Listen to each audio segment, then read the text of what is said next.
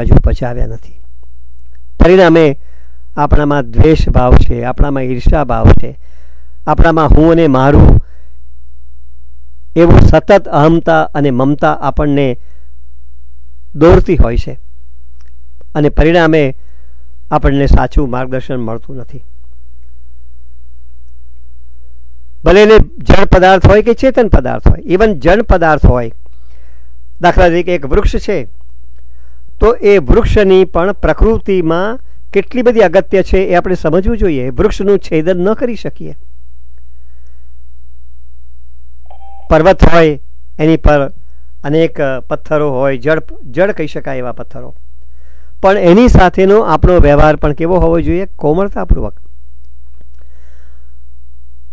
ગોવર્ધન પર્વત પર જ્યારે ગિરિરાજજી બિરાજમાન થયા અને ગિરિરાજજીનું નવું મંદિર ત્યાં આગળ સ્થાપવાની વાત આવી, શ્રી મહાપ્રભુજીએ જ્યારે શ્રીનાથજી બાવાની ઈચ્છાને સાકાર કરવાનો સંકલ્પ કર્યો ત્યારે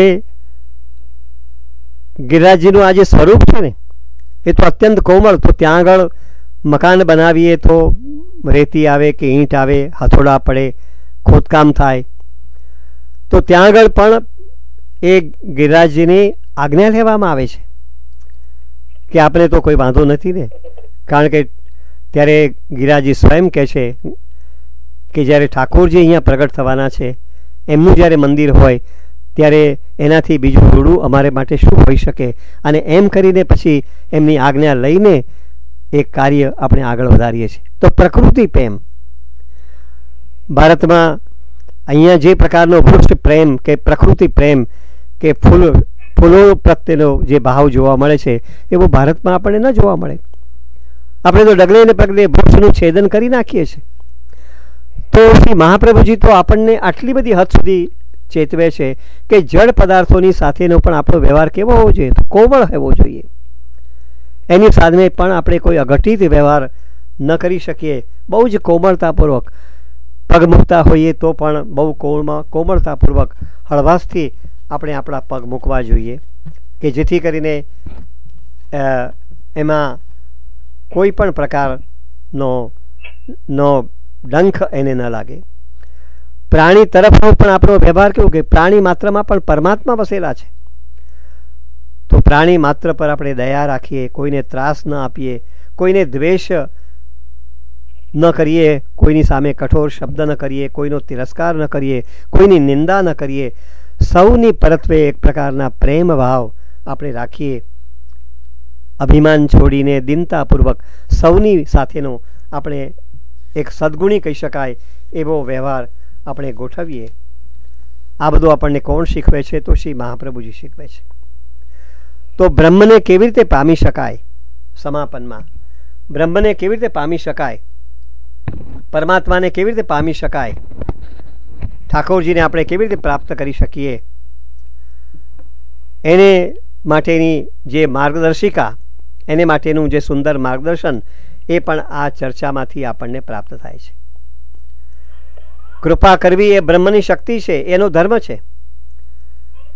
એટલે બ્રહ્મ જીવ પર કૃપા કરે એ માર્ગ, એટલે જ એનું નામ પુષ્ટિ માર્ગ, કૃપાનો માર્ગ. જેમાં જીવ કૃપા મેળવવાના માટે સાધનો કરે, પણ આખરે તો થાકી જાય, અને થાકી જાય ત્યારે એ નિસાધન બને. પછી એની પાસે કોઈ સાધન રહેતું જ નથી. ત્યારે પોતાનું આખું જીવન પ્રભુમાં અર્પણ કરી દે, સમર્પણ કરી દે છે. ત્યારે પ્રભુ સ્વયં પછી જીવ પર દયા કરવાને માટે, એને કૃતાર્થ કરવાને માટે, કૃપા કરવાને માટે સ્વયં પરમાત્મા પોતે દોડી આવે છે. આવું પરમાત્માનું સ્વરૂપ જે રસાત્મક કહી શકાય એવું પ્રેમ સ્વરૂપ છે, એ શ્રી મહાપ્રભુજીએ આપણા ઘરમાં બિરાજમાન કરાવ્યું છે. અને આવા રસાત્મક સ્વરૂપની સાથે આપણે પ્રેમનો નાતો કેળવીએ. હૃદયના શુદ્ધ સ્નેહથી માત્ર આપણા ઠાકોરજીને રીઝવી શકાય, એમની કૃપા મેળવી શકાય. અને એટલે જ આપણો જે માર્ગ છે એને પુષ્ટિ માર્ગ કહેવામાં આવે છે, જેને પ્રેમ લક્ષણા ભક્તિનો પણ માર્ગ કહેવામાં આવે છે. જે પ્રકારના રસ્તે ગોપીજનોએ પણ પોતાના હૃદયના વિશુદ્ધ પ્રેમથી નંદન શ્રી કૃષ્ણને પ્રાપ્ત કર્યા એ આપણે સૌ જાણીએ છીએ. તો આપણે સ્નેહપૂર્વક સેવાનો માર્ગ જે શ્રી મહાપ્રભુજીએ આપણને બતાવ્યો છે એ અપનાવીએ. આપણા પ્રભુને સાધન બળથી આપણે રીઝવી શકતા નથી, આપણી બુદ્ધિથી પણ આપણે રીઝવી શકતા નથી, આપણી વિદ્વત્તાથી પણ એમને રીઝવી શકતા નથી, આપણા પૈસાથી પણ આપણે રીઝવી શકતા નથી. આપણે રીઝવી શકીએ છીએ માત્ર આપણા પોતાના પ્રેમથી, આપણા પોતાના સ્નેહથી, આપણા પોતાના ભાવથી. અને એટલે કે આપણે શ્રી ઠાકોરજીના દાસ ભાવથી, દીનતા અને પ્રસન્નતાના ભાવથી જ આપણે એને પ્રાપ્ત કરી શકીએ. એટલે જે પુષ્ટિ તત્વ વિચારની ચર્ચા આપણે ગયા વખતે શરૂ કરી એ મુદ્દાને અહીંયા આપણે સમાપન કરીએ છીએ.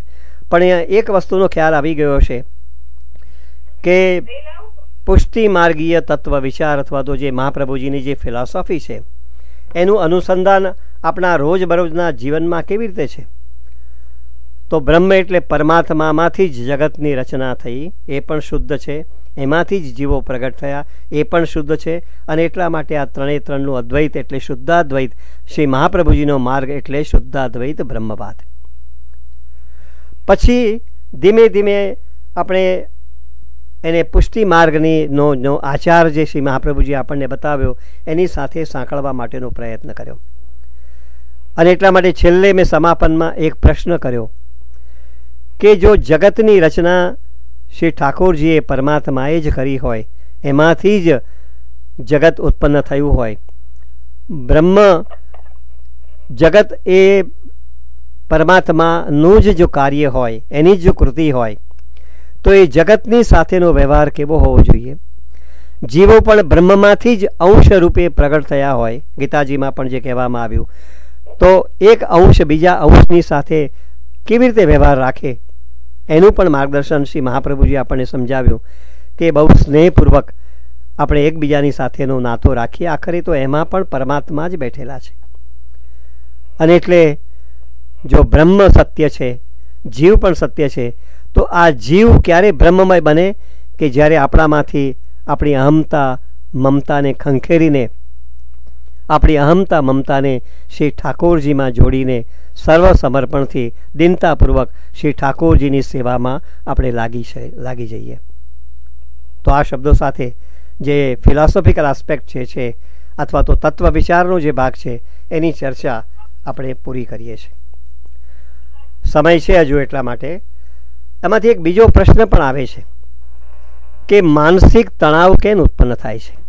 આપણે અહીંયા જેને અંગ્રેજીમાં સ્ટ્રેસ કહીએ છીએ,